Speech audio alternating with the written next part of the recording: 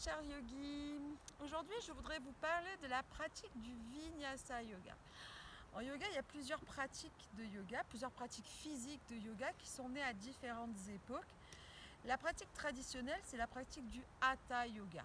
C'est soleil-lune, posture contre posture, relaxation. Ça, c'est le yoga traditionnel. Ensuite est né l'Ashtanga. Donc c'est une série qui a été mise en place pour entraîner les guerriers indiens avant la guerre d'indépendance avec l'Angleterre. Et donc c'est dans la région de Miose que l'Ashtanga est né. Donc c'est une série de postures qui est liée par ce qu'on appelle des vinyasa. Le mot vinyasa veut dire liaison. C'est des postures de liaison qui vont permettre d'aller d'une posture à l'autre. Et ensuite est née la pratique du Vinyasa qui est un petit peu plus libre que la pratique de l'Ashtanga puisqu'on peut quelque part créer ses propres séries. Dans le Vinyasa, donc, il y a ces postures de liaison que vous connaissez si vous pratiquez le Vinyasa qui sont chien tête en haut, chien tête en bas. On descend Chaturanga et on remonte dans le chien tête en haut, du chien tête en bas. Qui est en fait aussi la salutation A de Vinyasa. Donc je voudrais qu'on reprenne ces postures pour bien comprendre comment se placer dans ces postures de liaison. Tout d'abord, la posture du chien tête en bas. La meilleure manière pour trouver ses appuis dans la posture du chien, c'est de se placer dans cette posture du carré. Les poignets à l'aplomb des épaules, les genoux à l'aplomb des hanches, on pose les mains à plat au sol. Alors on n'appuie pas vraiment avec les poignets pour ne pas se faire mal ici au niveau des poignets. Donc c'est comme si on avait des œufs sous les mains et on accroche avec les doigts. Ici. Orteil dans le tapis, on inspire. Et à l'expire, on pousse dans cette posture de Adho Mukha Svanasana, le chien tête en bas. Ici. Alors, plusieurs adaptations. Si vous avez du mal à étirer vraiment le bassin vers le ciel, vous pouvez plier les genoux et pousser les fesses vers le haut. Ici. Si vous êtes un petit peu sur l'avant, ici, il suffit de plier ses genoux et de pousser les fesses vers le ciel pour sentir l'étirement de la colonne vertébrale. La tête est au milieu des bras. Et ici, on appuie avec les mains, pouce, index, petit doigt. On respire et ensuite lentement on va passer dans la posture de Chaturanga. Ici on est dans la posture de la planche, les fessiers sont serrés, on n'est pas là, on est ici, on essaye de bien gainer les abdominaux et ensuite on descend dans cette posture de Chaturanga. Plusieurs manières de descendre, soit genoux, poitrine et front au sol,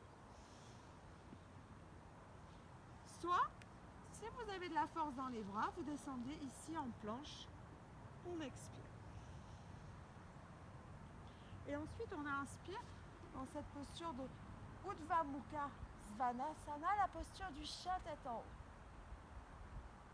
Alors, c'est une posture qui est difficile à faire. C'est une posture où on peut se faire mal. C'est pour ça que je voudrais insister sur cette posture du chien tête en haut. Tout d'abord, si vous avez des problèmes ici au niveau des lombaires, n'allez pas trop loin ici. Faites juste la posture du cobra et vous ouvrez. Ok ? Souvent, je vois ça. Alors ça, c'est vraiment la chose à ne pas faire. Vous voyez mes épaules. Voilà, il ne se passe rien dans cette posture. On est complètement fermé au niveau ici des trapèzes. Ce qu'il faut dans cette posture, c'est soulever les jambes ici. Vous voyez les appuis? J'ai juste mes pieds qui touchent le sol. Serrer les fessiers. Ouvrir les épaules vers l'arrière. Tirer la tête vers l'arrière. Voilà. Si c'est compliqué, vous pouvez poser un tout petit peu les cuisses. Mais ouvrez vos épaules, épaules basses. Et si vous avez la moindre douleur lombaire, revenez ici. Ok? Et vous revenez. Et on expire. On ajuste un petit peu parfois quand on remonte du chien tête en haut vers le chien tête en bas. On ajuste un peu ses pieds, on respire dans la posture. Et lentement, on va venir sur demi-pointe. On marche vers les mains, on fait le moins de pas possible. Si vous pouvez un pas, sinon plus. On peut sauter aussi, pour ceux qui ont l'habitude. Expirer, Uttanasana, on relâche. On a les jambes tendues. Ici, si c'est possible, hein, si possible, vous avez les jambes tendues, les mains près des pieds. Si ça l'est pas, vous pouvez plier un peu les genoux, front vers les genoux. Ensuite, vous inspirez Utkatasana, ici, dans la posture de la chaise, et vous inspirez. La posture de la montagne, et on ouvre le dos. Et on expire. Alors, vous connaissez ces petits enchaînements de liaison du Vinyasa. On inspire, on expire, on relâche. On inspire dos plat, on bloque, une jambe après l'autre à l'arrière. On expire. On inspire. Et on expire.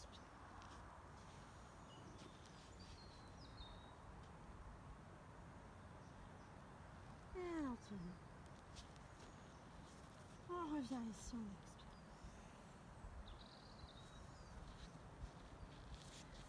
Voilà, c'était une petite vidéo sur ces enchaînements de Vinyasa qui ne sont pas toujours évidents. Hein, quand on commence ce type de pratique de yoga, c'est pas toujours évident de travailler ce chien tête en bas, de bien se placer et surtout chien tête en haut sans avoir ce pincement au niveau des lombaires et arriver à ouvrir ses épaules, à ouvrir le cœur. Et ensuite dans le Vinyasa, on enchaîne les postures, donc c'est assez dynamique, c'est assez fluide et on travaille avec la fluidité du souffle. Voilà, petite vidéo sur cette pratique. À la prochaine et Namah Shivaya, Shanti.